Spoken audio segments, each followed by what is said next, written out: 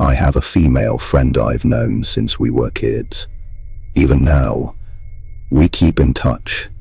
Every year, we meet once or twice and catch up on each other's lives.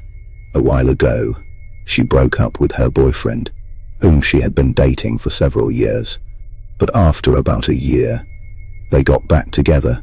However, it didn't last long. Soon enough, they broke up again. Recently, when I asked her about that relationship, she finally told me the whole story behind it. The first time they broke up, she was devastated. At night, she would cry alone. Several times, when she closed her eyes, she would see images in her mind, her boyfriend lying in bed, sleeping next to another woman. Because of those visions, she thought maybe he had found a new girlfriend.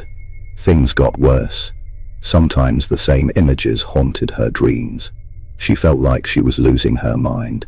The pictures appeared so often that gradually, a deep hatred grew inside her for that woman. In her dreams, she would slowly get closer and closer to the woman lying next to her boyfriend. I asked her, "What does that woman look like?" She said she didn't know, she could never really see clearly. But every night, in her dreams, she found herself edging closer to her. One day, she dreamed she had reached the woman. In that dream, she even grabbed the woman's throat and squeezed until the woman was exhausted and lost consciousness. Such violent dreams frightened her terribly, but from one day onward, those dreams stopped. It was around that time she and her boyfriend reconciled. I asked, "You once said it's hard to restore your old relationship. So is this breakup the same story?" She told me there was that reason, but also something far more terrifying. After they got back together, whenever she stayed overnight at his place, in the middle of the night, she would see a female ghost appear in the room. Every time, the ghost would slowly come closer to her. She was terrified and completely paralyzed, unable to move. Meanwhile, her boyfriend would be sleeping deeply, oblivious. Then one night, the ghost came close enough for her to see the face clearly. When she saw it, she was terrified, because that woman's face was exactly her own. It was then she realized this was no ghost. That woman was the version of herself, the one she had become in that mad, desperate state. She remembered her dreams and felt a deep fear. In the dreams, she had killed the woman lying in bed next to her boyfriend with her own hands. That's why she ended things before she could actually carry it out. If she hadn't broken up, she might have ended up killed by herself. Minus there once was a man leading a troubled, difficult life. At home, his wife constantly complained he didn't earn enough. The children greeted him poorly. His son looked at him with open disdain. His daughter even found him repulsive, a bold, middle-aged man. If you asked about his standing at home, it wouldn't be unfair to say he ranked below the family dog. At work, he felt like a machine performing the same boring, meaningless tasks day after day. His hateful boss took every opportunity to pick on him for small mistakes or trivial matters. Every day, he met many people. Though many acted friendly, to him all of it felt fake, because in truth, he had no real friends. He dragged himself through painful days, commuting by train. In the exhaustion of those days, he often took short naps on the train seats. To him, dozing in a warm corner on the train was a simple, sweet little happiness. One day, while dozing on the train, he dreamed the train had arrived at a place called Suibie. It struck him as strange, he had never seen that place before. But somehow, it made him feel incredibly warm. As his life grew heavier and heavier, every morning before work, in his brief naps, he dreamed of the train passing through Suibie.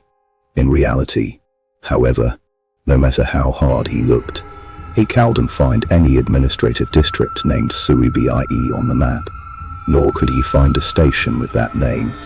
He grew curious about this mysterious place called Suibie. Then, one day, while dozing on the train again, he suddenly woke up. When he opened his eyes, he found the train had stopped at Suibie, not get off, even though it was during rush hour. He couldn't suppress his curiosity and decided to step off the train to explore. After getting down, he met many passers-by who greeted him with warm smiles.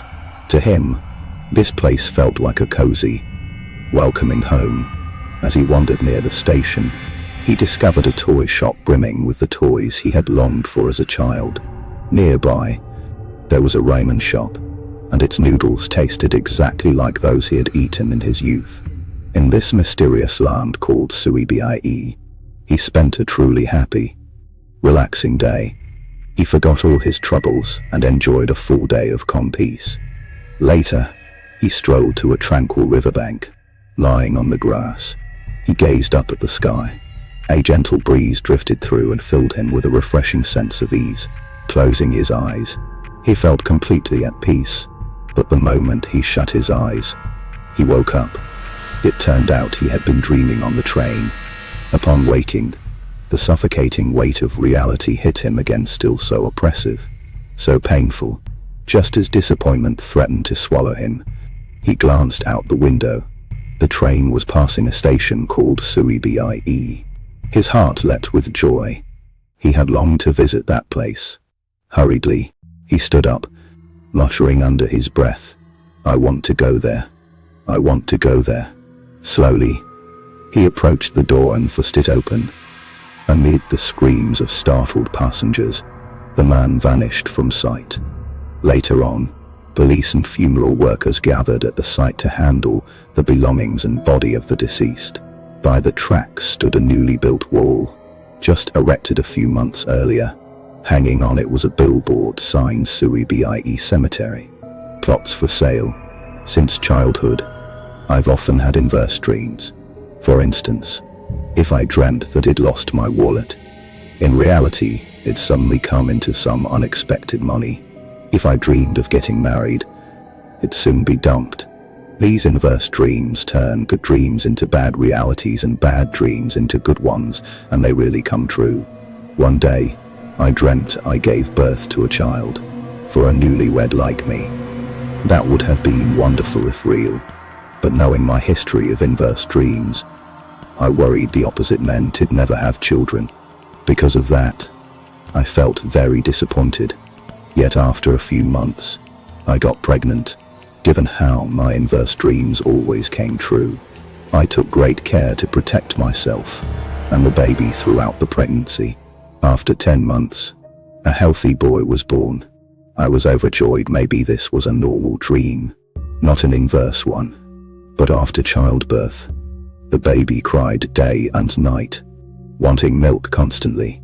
Though I understood this was just a passing stage every parent goes through, the relentless sleep deprivation left me mentally and physically drained. It was a kind of nervous exhaustion from parenting. I felt tormented daily. To make matters worse, I had married into a remote, isolated rural place. There, I had no family, no friends, no one to turn to.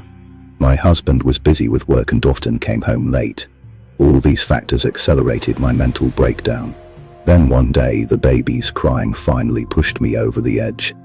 When I came to my senses, I saw my child's face was unrecognizable. In shock, I hid in a corner and wept uncontrollably until my husband came home. He called the police. Only then did I realize the dream of giving birth didn't mean a child wouldn't be born, but that the child would eventually die. Lately, in a hospital fenced with iron bars, I keep having the same recurring dream. I see tiny meteorites falling from space onto Earth, and from each meteorite, humans are endlessly born. What does that dream mean? Honestly, I don't know. But perhaps, just as birth in my inverse dreams implies death, this might suggest something too. One thing is certain, my inverse dreams never fail. So maybe the dreams I see now are trying to tell me something about what's to come. And before long, they'll manifest in reality as reverse dreams. This is a story about my younger brother. There are 3 boys in my family. My brother is 4 years younger than me. Back then, he was in 4th grade. I was in 8th grade, and our older brother was a high school freshman. Our older brother lived in the school dormitory, so he hardly ever came home. As for me, I joined the track team, which meant I got up early every morning for runs. I remember it was a day in spring. I woke up early as usual, and when I got up, I noticed my younger brother, who should have been sleeping in the lower bunk, was gone. I figured he'd gone to the bathroom, so I didn't think much of it and headed out. But the moment I stepped outside, I found my brother sleeping right there on the ground. I woke him up, then went for my run. Looking back now, the whole thing was kind of eerie. And after that first time, I started finding him missing from his bed almost every morning. I'd always track him down somewhere else in the house. He wasn't sleeping outside like that first time, but the places I'd find him were always hidden under the table, inside the closet, places like that. Then this past New Year, when my family was gathered together reminiscing about old times, my mother mentioned that all 3 of us brothers had a problem with sleepwalking. I had no idea I sleepwalked. I didn't know my older brother did either. It was the first I'd heard of it. But because of that, I remembered something that seemed kind of terrifying. So when my older brother and I were alone in the room together, I brought it up. I asked him if he used to have the same dream over and over. A dream about playing hide minus and minus seek. He thought for a moment, then told me that now that he thought about it, he did dream something like that a few times back in elementary school. I asked if there was a little girl playing hide minus and minus seek with him in the dream. He froze. He looked at me with surprise, then nodded, a little nervously. I kept going. Did you remember if that little girl invited you to go somewhere else to play in the dream? I remember. She invited me to play by the river, but I refused. Brother, I'm the same as you. I refused her in the dream too. But after you refused, did that child say anything to you? And what my brother said next was exactly what I'd been thinking. He said the little girl in the dream said, "Okay then, I'll go play with your younger brother instead." And after he refused her, he never had that dream again. By the time we got to this point in the conversation, I had goosebumps all over, because my brother and I had dreamed the same dream. And the most terrifying part was that, just like my brother, after I refused that child, I never dreamed of that little girl again. After that, I told my brother what I was thinking. Both of us felt a chill run through us.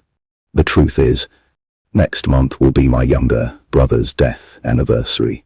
13 years ago, one morning, I got up early as usual and went straight out for my run.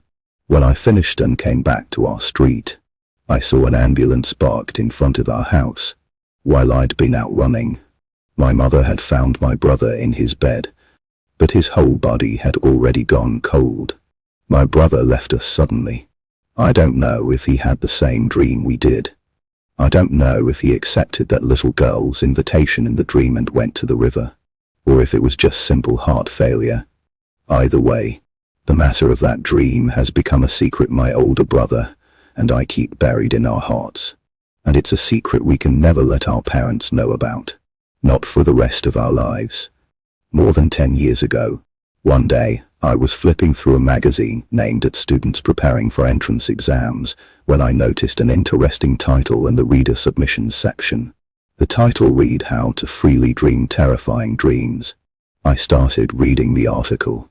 The content said that if you want to see a terrifying dream, before you go to sleep, stomp on your pillow a few times, then go to bed. The number of times you stomp determines the terror level of the dream. The highest terror level is 10. If you only stomp once or twice, the dream will be as easy as a haunted house at an amusement park. But if you stomp more than 7 times, it becomes extremely terrifying. After I finished reading that submission, I thought it was interesting, and I happened to be getting ready for bed right then. so I decided to give it a try. But if I jumped straight to the highest terror level, it might get boring afterward. So I stomped on my pillow 9 times and went straight to sleep. That night, I really did have a dream. I dreamed I was taking care of my grandfather, who should have long since passed away. He was lying in my bed.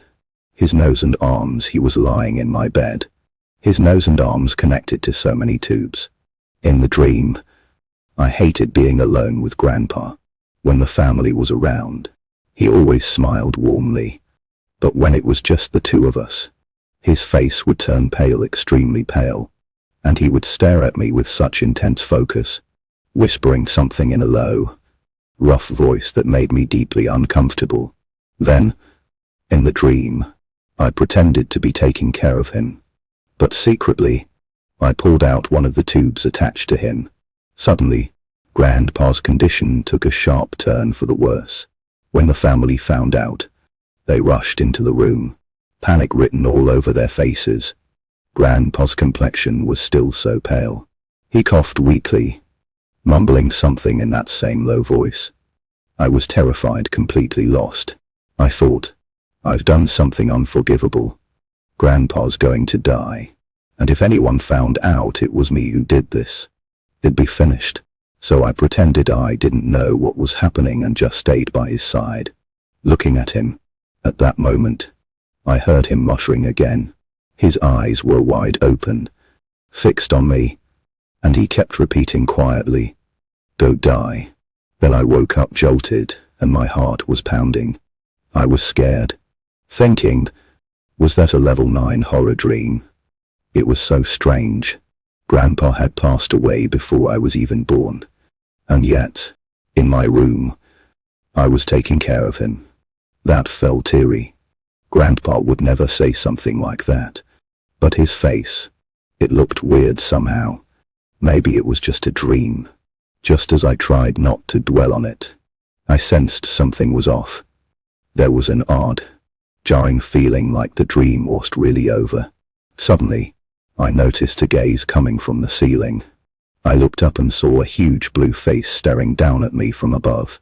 It was Grandpa's strange face from the dream, but now it wasn't whispering anything low. Instead, it was screaming out loud, over and over again, "Go die. Go die." I was so terrified, I nearly wet myself right there. I never expected that face to follow me out of the dream. The fear overwhelmed me, and the next moment, I lost consciousness. When I woke up, the face was gone. For days after, I felt shaken and restless, haunted by that blue face. I kept wondering if that was only a level 9 horror dream. Then what on earth would a level 10 look like? I was curious but also afraid. Since then, I never dared try that method again. I didn't want to see that terrifying blue face ever again. But there was one more thing that scared me. Later on, I read the next issue of the magazine, and in the reader's letters section, there was a reply from someone else. They said they tried the method to dream a horror dream,